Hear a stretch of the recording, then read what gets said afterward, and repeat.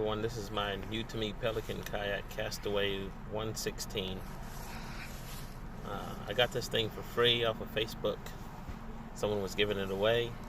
I figured I'll take the challenge and try to restore it. It's missing straps, handles.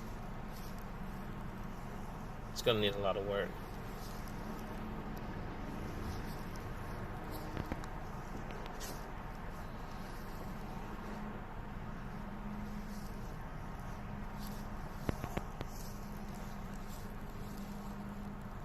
Yeah, the drain plug is missing. That's easy to replace.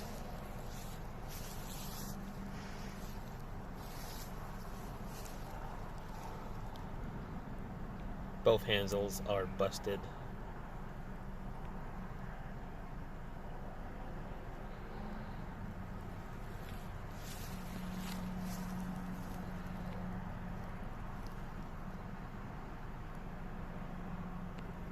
On the bottom side here, there's some damage in the very front and a big hole in the very back of it. The original owner patched it with fiberglass, which started to leak.